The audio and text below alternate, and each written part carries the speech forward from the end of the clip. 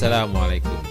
Okay, hari ini saya nak tunjukkan macam mana kita boleh gunakan modal kita yang mana kita mula-mula nak buat rumah dan akhirnya kita dapat balik jumlah kos membina rumah tadi dengan cara kita membeli emas. Okay, saya buat andaian di sini, katakanlah kita ada modal sebanyak 10,000. Okay. Jadi hari ini dengan 10,000 saya nak buat rumah yang bernilai 80,000. Okay. Rumah 80,000, modal 100,000. Apa yang boleh dibuat ialah apabila kita nak buat rumah, kita kena pastikan bahawa kita ada standby 20% sebagai persediaan untuk kecemasan. Okay. Jadi kita ada 100,000, kita ada kita akan buat rumah 80,000 dan 20,000 adalah merupakan duit kecemasan. Sekiranya ada apa-apa yang berlaku, maka duit ini yang kita akan gunakan untuk membantu menyempurnakan rumah yang kita bina tadi. Okay, caranya mudah saja. Okay, dengan 100,000 maka kita beli emas yang bernilai 100,000. Katakanlah harga emas ialah sebanyak RM250 1 gram. Okay. Jadi sekarang ni ialah bila kita beli emas 100,000 bagi dengan 205,000, maka kita akan dapat sebanyak 400 gram emas. Okay. Okay, kemudian emas ni kita akan pajak, dan bila kita pajak kita akan dapat nilainya sebanyak 80% daripada nilai emas tadi. Jadi 100,000 darab dengan 80%, maka kita akan dapat 80,000. Jadi kita akan dapat tunai sebanyak 80,000 dan 80,000 ini kita gunakan untuk kos membina rumah. Okey, selesai.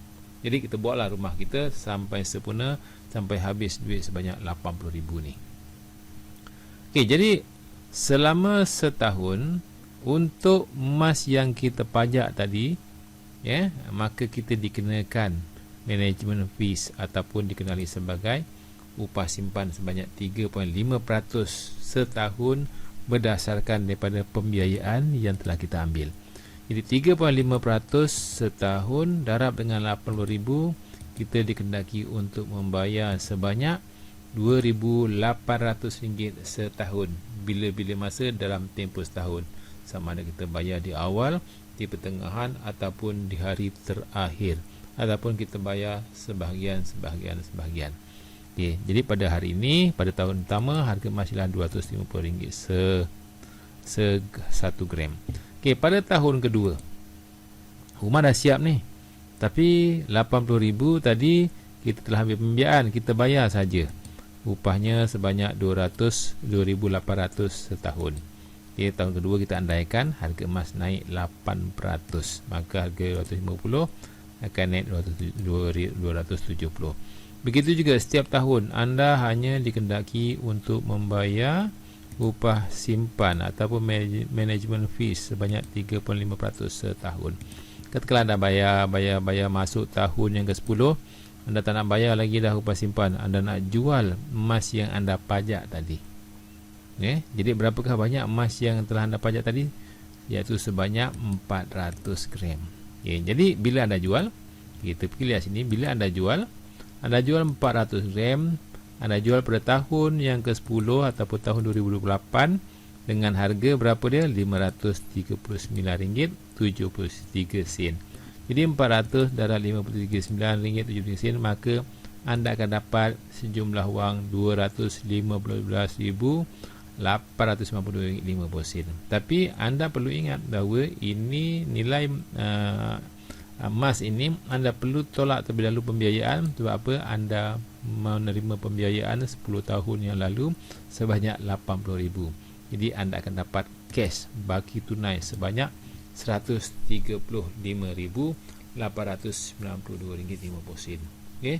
Sepatutnya anda tadi anda hanya ada 20,000 setelah anda menghabiskan 80,000 daripada modal anda 100,000. Jadi di sini anda dapati selepas 10 tahun dengan kenaikan emas 8% tahun, dapati bahawa anda ada baki tunai lebihan setelah membayar balik pembiayaan yang anda terima, iaitu sebanyak RM135,890.50.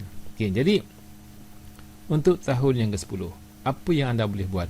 Anda boleh beli balik semula emas pada tahun yang berkenaan pada harga RM539.70 dan anda akan dapat nilai emas sebanyak 200 gram emas adalah sebanyak 251.78 gram.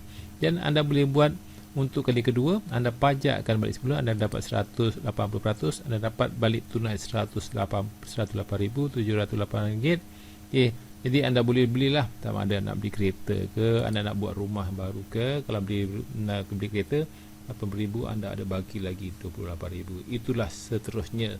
Lepas 10 tahun, 10 tahun dan sebagainya, atau 5 tahun setelah anda mendapat keuntungan daripada simpanan emas anda yang dipajak tadi, anda boleh gunakan hasil daripada kenaikan emas untuk menambahkan lagi aset-aset anda. Okey, itu saja perkongsian saya. Sekian, terima kasih. Assalamualaikum warahmatullahi wabarakatuh. Semoga bermanfaat.